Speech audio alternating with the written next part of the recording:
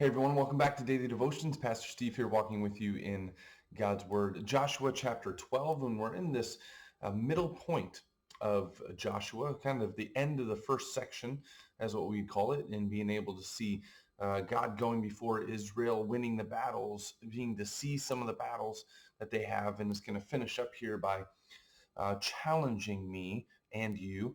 I challenge you to read this next chapter out loud and being able to see all these names. But one of the incredible things about these names, and you're thinking, why would it be so laborious of being able to put these names together? Why would you need all these kings? Why would you need this like numeration with one and one and one and one, 31 in all, and being so detailed with it? It's mainly historical, as you can get into the Hivites and the Canaanites and seeing some of their annals as well, and seeing these kings' names. And so you get to see historical narrative within the scriptures over and over again. But with this, it just continues to put forth who is God and who is King of Israel. Because I want to set you up for this. I want to set you up for Joshua, what it sets you up for the rest of the Old Testament. And that is Joshua leading the people, but really God being their king. God going before, God winning the battles, and being able to always be their authority as they walk forward. We know that that's not going to be the case as it continues to go on. As they're going to want a king, just like the other lands had the kings. And so what happened to their kings? Their kings being able to understand, they came to their ruin because of the great king that we got to have, which is God alone. And so chapter 12 is a historical narrative. Chapter 12 is a hard reality to see all these kings' names and read all of these names. And I guess he's back. He likes to be in my videos early on. So I guess no further ado, I'll introduce you to Uno, my cat, as he keeps coming up here, and he just loves to be social, even on social media. So there he is, and maybe let's get down there, bud, and we'll see what he does for the rest of the week as he maybe wants to interact with God's word as well. But let's do it together. Chapter 12 of Joshua. These are the kings of the land whom the Israelites had defeated and whose territory they took over east of the Jordan, from the Arnon Gorge to Mount Hermon, including all the eastern side of the Arabah. Sihon, king of the Amorites, who reigned in Heshbon. He ruled from Aroer on the rim of Arnon Gorge, from the middle of the gorge to the Jabbok River, which is the border of the Ammonites. This included half of Gilead. He also ruled over the eastern Arabah from the Sea of Kinnereth to the Sea of Arabah, the Salt Sea. So we're talking Sea of Galilee, all the way down to the Dead Sea as we know it, to Beth Jeshimoth, and then southward below the slopes of Pisgah. And the territory of Og, king of Bashan, one of the last of the Rephaites, who reigned in Asheroth and Edrei. He ruled over Mount Hermon, Salakah, all of Bashan to the border of the people of Geshur, and Makkah, and half of Gilead to the border of Sihon, king of Heshbon. Moses, the servant of the Lord, and the Israelites conquered them. And Moses, the servant of the Lord, gave their lands to the Reubenites, the Gadites, and the half-tribe of Manasseh to be their possession. And so this takes us back a little bit to history of Moses and the people fighting and waging the battles on the east side of the Jordan River. That's where they were encamped. That's where they wandered, right? And they didn't cross over the Jordan until we get to see the beginning of Joshua, as we recalled from the water standing still. And so on the east side, they had those clans. They settled in 2.5 tribes to be able to have that land on the east of the Jordan, and the rest of the tribes are going to see their allotment as they go west. And so let us go west with the Israelites, from Moses to Joshua.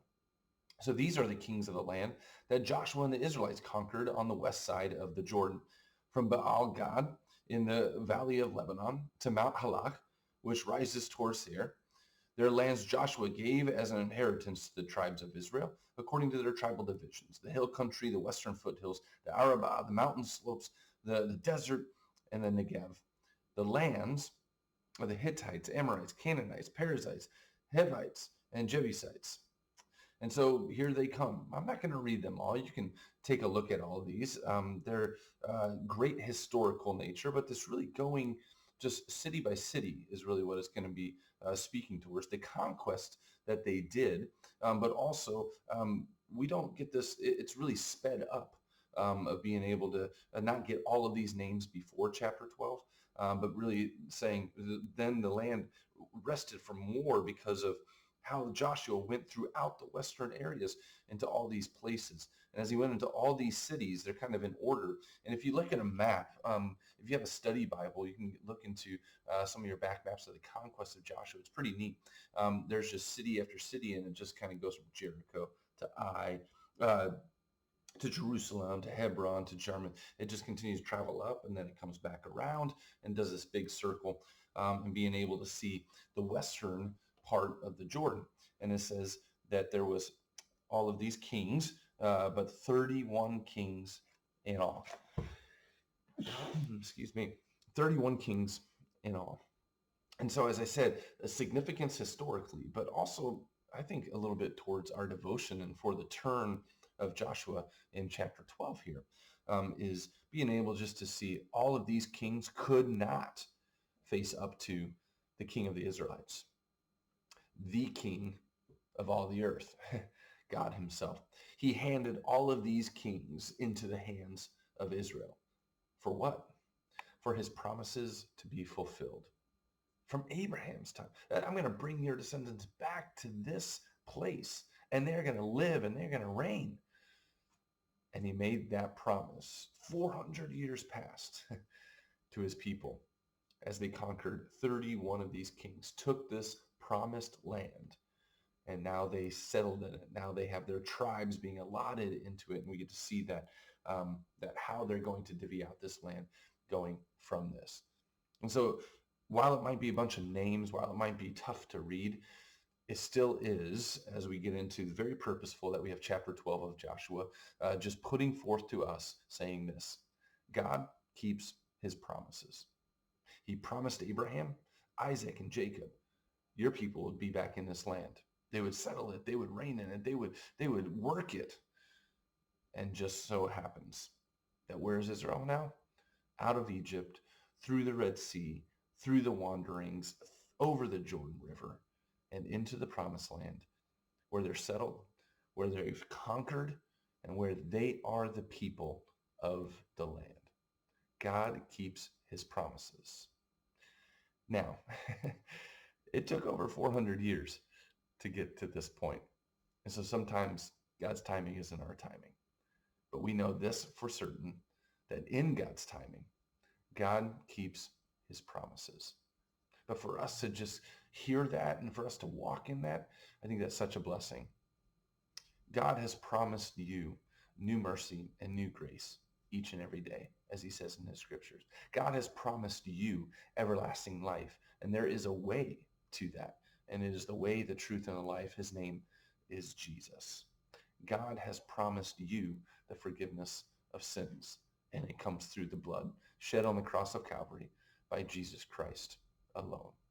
God has promised you resurrection, and it has come through Yeshua, Joshua, Jesus, Jesus, the one who died but came to life 3 days later. And so while we might not always think about timing and what we want God to do, it seems like God has done enough to speak this word to you this day. His grace is sufficient, and to be able to continue to speak to you this new day full of his grace and mercies, that God keeps his promises. And to that we can say, thanks be to God. Have a blessed day.